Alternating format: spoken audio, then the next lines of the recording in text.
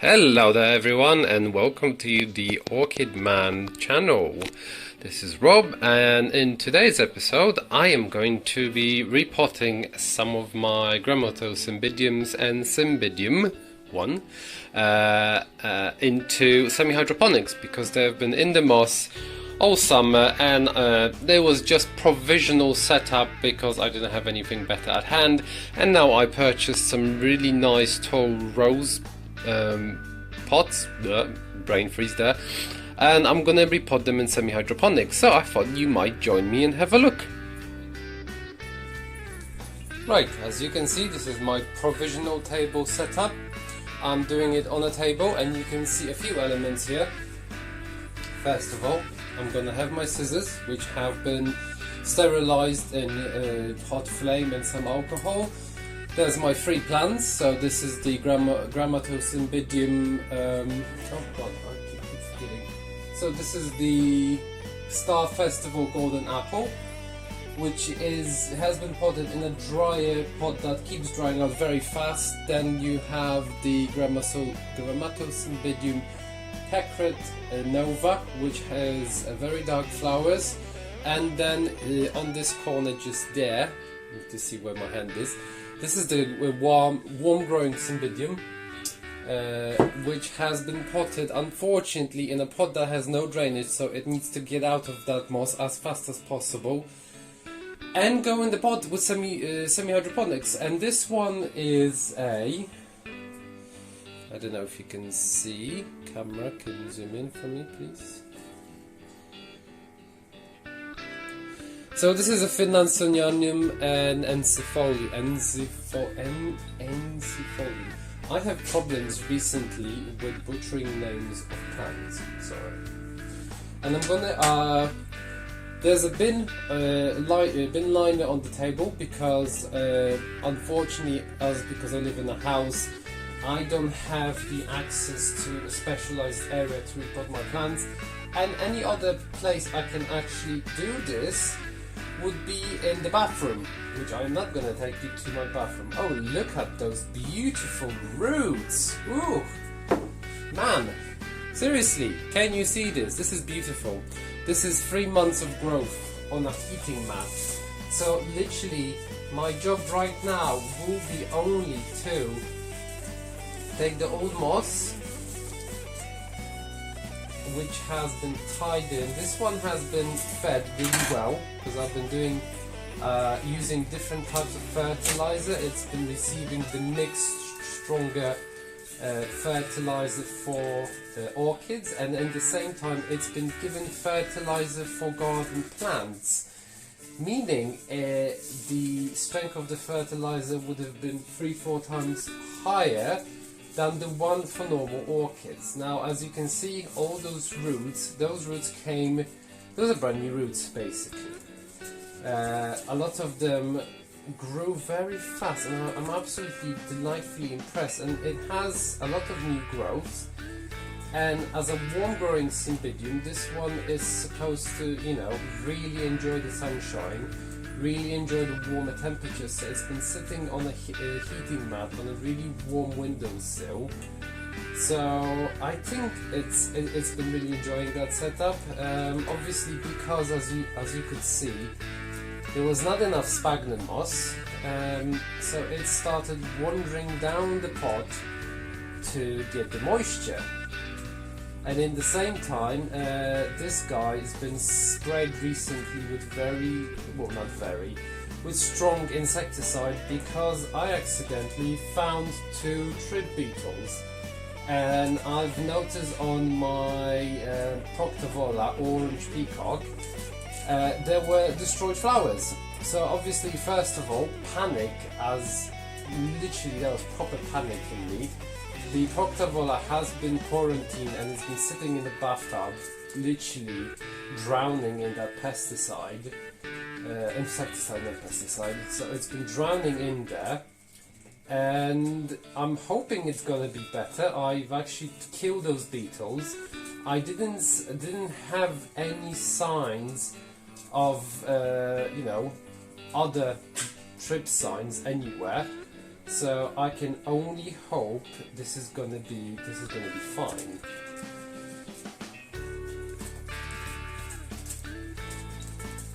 Right, because of this is gonna take a while, I'm gonna skip to the point where I'm already fully cleaned. Right, so we're back.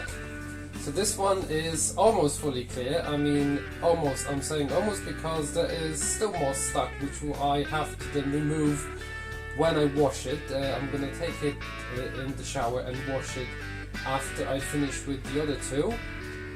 But there is virtually no dead roots in here, so this one is looking beautiful. And the pots I'm going to be using, as you can see, is this kind of size. So it's 14 centimeters rim, and it's I think it's 25 or 30 centimeters tall. So as you can imagine, this is going to fit perfectly in it, and it's still going to give him plenty of room to develop. Now, so I have one done. Now it's time for this one. So this is the Grammatocymbidium Pecret Nova. It is supposed to be a hybrid with a dark red Cymbidium, the Australian one, Caniculatum, I think so. I might be completely butchering it, and a Grammatocymbidium scriptum. So this one came to me from Germany, from Seller Olympus, and the plant came in a really good condition. It was a seedling, it was just this one small middle bulb, and it grew the two new ones. So I can see now that there is quite a few new roots. This one had a few accidents, so basically in the end of June I've got a puppy.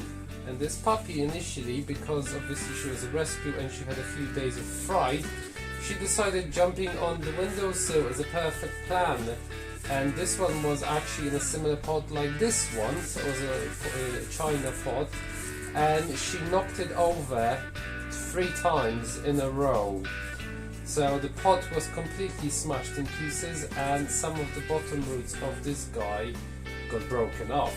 So it got moved to a larger pot, which was a plastic pot with a flat bottom, which I was expecting and hoping it's going to be much more stable. The only pot is this pot didn't have any drainage, so I had to force, a hot knife through the bottom of it to give him some drainage. So I'm hoping that although it kind of went through some nightmares, it will be fine. I can already see there's some of those poor roots that got broken, and then I didn't do anything with them at that time. I didn't do anything with that at the time because imagine if you have a puppy and it's one of your 72 sleepless nights and the dog just starts doing something not nightmarish, you're like, oh dear God, I just can't be bothered. And I do really regretted not acting upon it at the time, because I really want to see this Grammatocymbidium in flower, because everyone kept saying to me, no, this is an absolutely beautiful plant, it's going to have really dark flowers, you're going to be really, really impressed with it. And I was like, oh well, sounds lovely. And plus, my love for Cymbidiums came back, because now I know I can flower them. At least I think I can flower them in a house on a cold windowsill with varying temperatures, like I did say in my other video, which I called very narcissistically Rob's windowsill growing method. Anyway, I will actually, by the end of this video, I will give you a quick update on this Cymbidium that is in flower actually, so I hope you stay tuned in. Yeah, I can see on this one there is a few dead roots. Some of them have broken tips, so that doesn't look too good. And I mean, the root system itself is good, and because there are new growths, I really am hoping it's going to grow really nicely without any future problems, especially if I put it in semi-hydroponics, in big, tall, flat pots that basically it will be extremely hard to overturn them. And hopefully, in a year's time, or before I retire, I'm actually going to see some flowers on this one. Right, so this one, it was so much easier to clean it, because the sphagnum moss didn't go everywhere. In fact, it's just gone in a few bits in places, so it didn't do much, you know. It's going to be kind of actually awkward to put this in some hydroponics. I'll have to figure out how to do this. Anyway, as you can see, this is how it looks. Yeah, can you put it in the camera, Rob? Yes, you can. So this is how it looks. So I'm really hoping this is going to be very happy in those big pods. I will have to remove the dry sheaths just to make sure there is no bugs hiding there, and wash them really well. And yeah, I mean, the plant itself looks lovely. It does look lovely. Lovely. And yeah, it's gonna fit in this pot perfectly, but actually, because I'm pretty sure some eagle-eyed people will be like, well, Rob, but we can see some dead, horrible roots in here. And I'm like, well, yes, those are the roots that got broken or smashed or something else, so I should probably clean them up. As I said, those scissors have been sterilized.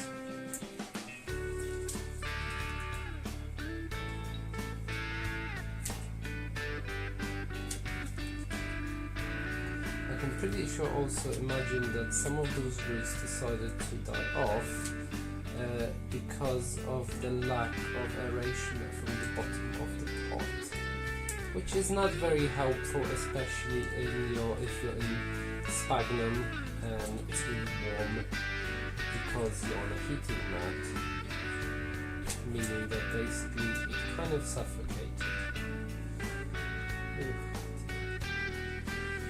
Yeah, the mistakes we make while growing our beloved plants.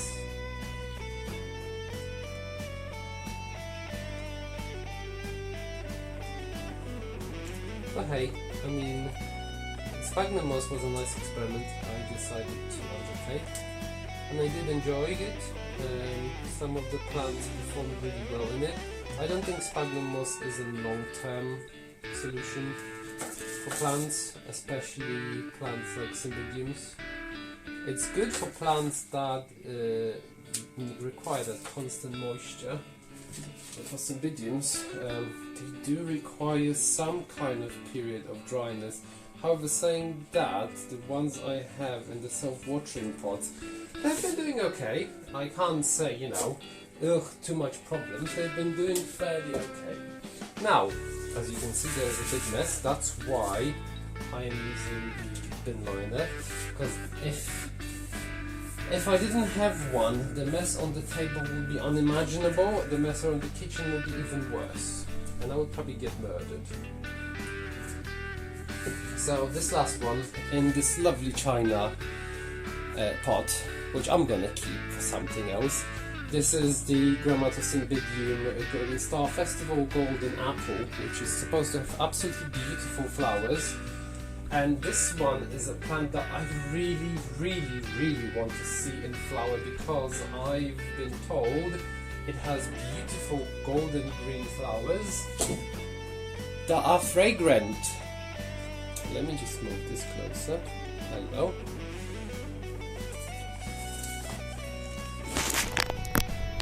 You can see it's a bit hard wearing gloves and making stuff like that. So this is the plant. As you can actually see, the first thing you can notice, the roots are slightly different. So the roots are slightly thinner than the other ones. So the first one, which was the true Cymbidium, had very thick roots. So now the other one, which was a species Cymbidium crossed with a Grammatophyllum, had very thick roots also. And this is a small Cymbidium, I think the green one, that was hybridized with the compact version, so I think it was Grammatophyllum scriptum. So can you actually see the difference, how thin those roots are? And the bulbs are actually, I'm very impressed, because the oldest bulb is probably the largest bulb I have in my plant collection. And I mean, that's why I love Cymbidiums, because their bulbs are very decorative and the foliage is absolutely beautiful. So I find large bulbs in plants very attractive in terms of they mean that the plants are healthy. So if you have a large bulb on the plant, yeah, it's very healthy.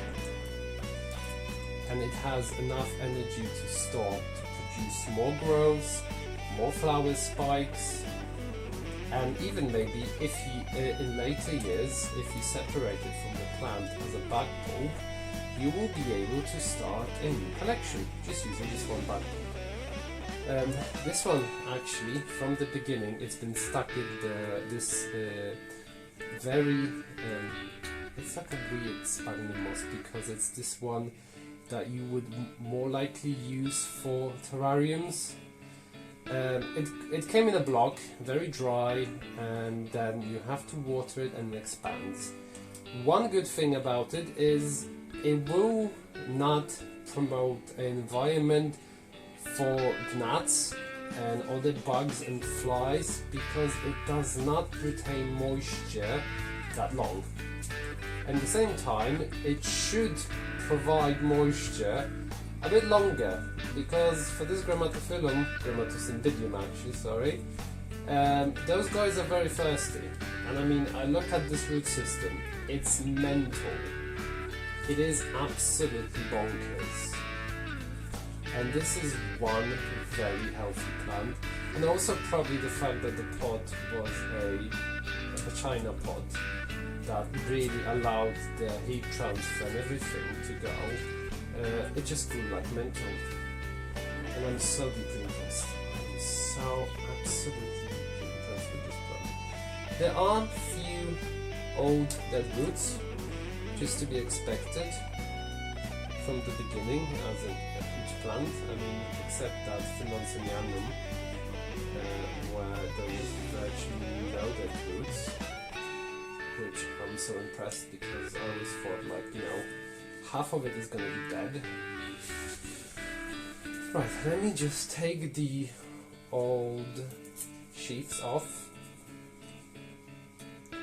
because especially when you have trips, it is very important for you to remove any old sheaths, because those buggers like to hide. They very much like to hide in old sheaths of plants. I mean, this one's been all together, they've been sprayed and they sat in the bath tube soaking in the insecticide for almost 2 days. So I used three different occasions I sprayed them. And actually the foliage is so beautiful right now, because that insecticide, I think it has some special shining elements or whatever, and it made it beautiful. So, I'm impressed. Are you impressed? You should be, because this plant is looking absolutely beautiful. I mean, there is so many nice new growths. The the newest growth is getting very plump.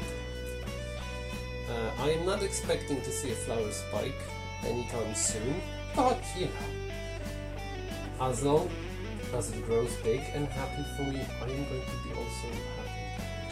So it's going to go in this pot, and for now I am going to ask you guys to wait, because I need to clean up this mess, and I'm going to use the semi-hydroponics and I'm going to repot them, and once they're actually repotted, I'm going to show them to you, because I'm not going to show you how I put clay pebbles in those pots, because it's too time consuming. I don't have the space, unfortunately, so I'll just show you the end result. Right, so as you can see, those are done now. I've put them in the permanent pots right now, which I haven't actually initially planned to use in the first place. The initial idea was just to put them on normal trays, but then I thought, you know, they won't be able to keep enough liquid to create a reservoir, and I just wanted the plants not to have any setbacks. As you can see, there's two ceramics china type ones, and I've used the Lacusa cube, which actually seems to be perfectly fitted for this type of pot, which is absolutely brilliant, and it's going to keep it really well. So I don't have to think about any more semi-hydroponic setup in this, and it actually has the water meter, so that's perfectly fine. And with the other ones, I just have to make sure I measure up the water properly. I think it was 300, almost 300 milliliters of water, just to create a decent reservoir, so the water actually doesn't go too high, and it provides the plant with enough, with enough water. And they're going to be sitting on the heating mat, and yeah, that's it. As I said, and you've seen on the previous part of the video, they have perfect roots, and I couldn't see any other problems. I did have to shake them a tiny bit and force those pebbles between the roots, but otherwise than that, as you can see, everything is perfect, and they actually look really nice in their brand new pots. So I'm very, very glad and very happy with this. If you join me next time in a new video, I will be actually putting some Cymbidium backbolts into pots, and I'm going to be trying to grow them as my new project. So I will catch you soon. As usual, if you like this video, please leave a like. If you have any questions, leave a comment and subscribe to my channel. Thank you very much for watching. Bye.